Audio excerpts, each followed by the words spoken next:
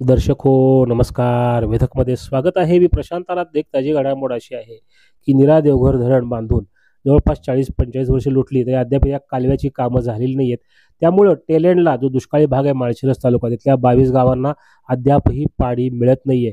त्यामुळं या भागामध्ये असंतोष आहे. मागील टर्ममध्ये भाजप सरकारनं हे काम आम्ही पूर्ण करणार आहोत, लवकरच हे कालव्याची कामं पूर्ण करून माळशिरस तालुक्यातल्या त्या 22 गावांना पाणी देऊ, असं आश्वासन दिलं होतं. माजी खासदार रणजितसिंह निंबाळकर यांनी तर लोकसभा निवडणुकीच्या अगोदर या योजनेची खूप गवगवा केला होता, गाजावाजा केला होता, ह्याचं टेंडर निघालं, हे सगळं सांगण्यात आलं होतं. मात्र प्रत्यक्षात 1 वर्ष झालं कोणतंही काम इथं दिसत नाहीये. या संदर्भामध्ये शरद पवार यांच्या राष्ट्रवादी काँग्रेस पक्षाचे खासदार धैर्यशील मोहिते पाटील आणि उत्तमराव जानकर जे आमदार आहेत माळशिरस तालुक्याचे, त्यांनी काल गारवाड पाटी या ठिकाणी रास्ता रोको आंदोलन केलं आणि केंद्र आणि राज्य सरकारचं लक्ष या योजनेकडे वेधलेलं आहे. यावेळी धैर्यशील मोहिते पाटील यांनी मोठा आरोप केला, की केंद्रातलं आणि राज्यातलं भाजपचं सरकार जे आहे, त्यांनी हे कुठेतरी इलेक्शनची वाट बघतायत आणि यावेळेस वेळी ते पुन्हा या योजनेचा गाजावाजा करतील. पहा धैर्यशील मोहिते पाटील यांनी केंद्र आणि राज्य सरकारवर केलेला हा गंभीर आरोप. पाण्यासाठी ज्या पद्धतीच्या चुकीच्या माहिती दिल्या जात होत्या आणि पाणी निरेचा प्रश्न सुटला, माळशिरसच्या दुष्काळी भागाला पाणी मिळालं वगैरे सांगण्यात येत होतं. वास्तव काय आहे, खरंच याला पैसे मिळालेले आहेत का आणि दुष्काळी भागाला पाणी मिळणार आहे का?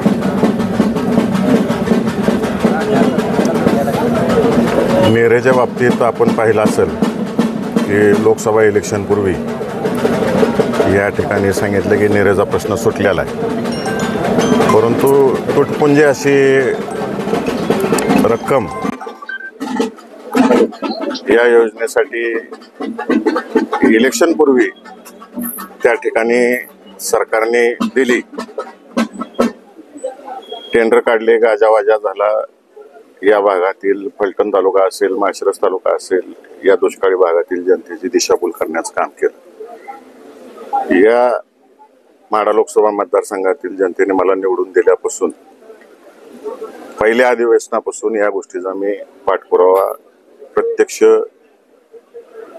राज्यातले मंत्री महोदय असतील, जलसंपदा विभागाचे केंद्रातले मंत्री असतील, केंद्रातले सचिव असतील, केंद्रातले वॉटर कमिशनर असतील, अशा प्रत्येक ठिकाणी जवळजवळ 8 भेटी मी दिलेले, पत्र दिलेले, त्यांची प्रत्येकाची उत्तरं मला आलेली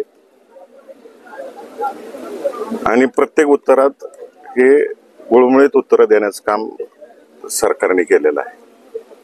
वास्तविक पाहता हा पाठपुरावा करून केंद्रापर्यंत हा विषय गेला. केंद्राच्या वॉटर डिपार्टमेंटने हा विषय फायनान्स डिपार्टमेंटकडे पाठवला. फायनान्स डिपार्टमेंटने त्याची बैठक लावली, परंतु केंद्राच्या वॉटर डिपार्टमेंटने त्या बैठकीला उपस्थित कुणी राहिलं नाही.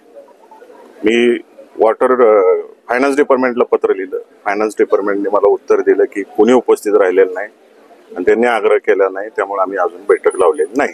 म्हणजे कुठलाही पैसा मिळालेला नाही, कुठलाही पैसा मिळालेला नाही असं मला लेखी उत्तर आहे. माझ्याकडे लेखी उत्तर आहेत सगळी. पुन्हा मी या बाबतीत तिथल्या केंद्रातल्या जलसंपदा मंत्र्यांना भेटलो, सचिवांना भेटलो, त्यांना पुन्हा एकदा पत्र दिली. त्याची उत्तर मला त्यांनी दिली पाठवून की वेळ आली की आम्ही बैठक घेऊ. म्हणजे कुठल्या तर पुढच्या इलेक्शनची सगळेजण वाट बघतायत आणि इथल्या जनतेचे हाल करतायत असं एकंदरीत दिसून येते. कधी कुठलं तर मोठं इलेक्शन येईल आणि मग ह्याची गडबड होईल, बैठका होतील आणि मग बजेट केलं जाईल. म्हणजे अजून हे 5 वर्ष जाणार, अजून पुढची 5 वर्ष, असं 10 वर्ष इथल्या जनतेला वाट पाहावी लागेल असं मला वाटतंय. की धुळफेक आहे पूर्णपणे धुळफेक आहे असं मला वाटतंय. यात गांभीर्याने घेतलं पाहिजे. इथल्या जनतेचं गेल्या अनेक वर्षापासून या पाण्यासाठी वाट पाहतायत. चातक पक्षाप्रमाणे सगळी डोळ्यात तेल ओतून इथली जनता वाट पाहते. उत्तर सिरियसनेस राज्य सरकारने घेतला पाहिजे आणि केंद्र सरकारने घेतला पाहिजे. म्हणजे जलसंपदा विभाग आहे केंद्राचा, त्यांचे कमिशनर आहेत, यांनी सगळ्यांनी क्लिअरन्स करून फायनान्स डिपार्टमेंटकडे पाठवलेलं. फक्त दोन्ही डिपार्टमेंटने एकत्र बैठक करून ह्याच्यावर शिक्कामोर्तब करायचं आहे. नंतर तो परत केंद्रातल्या कॅबिनेटकडे जाईल आणि मग तिथून मंजुरी होऊन येणार आहे. परंतु विलंब का करायला लागलेत हाच मला त्याच्यामध्ये रास्ता रोको आजचा जो विषय चाललाय त्याच्यासाठी आमचा रास्ता रोको त्यासाठी चाललाय. लवकरात लवकर करा. तुम्ही जाहीर केलं इलेक्शन पूर्वी, त्याचं टेंडर काढलं पहिल्या टप्प्यातलं आणि परत सगळं शांत झालेलं आहे. हे शांत कशासाठी ठेवलेलं आहे? अजून कुठल्या इलेक्शनची वाट पाहताय का तुम्ही? जनतेचे हाल का करायला लागलाय या माध्यमातून? ह्याच्यामध्ये कोण आडकाठी शोधायला लागेल आता. मी आणि उत्तमराव जानकर शोधून काढू आणि जनतेसमोर आणू कोण आडकाठी आणतंय, कोण काय करतंय.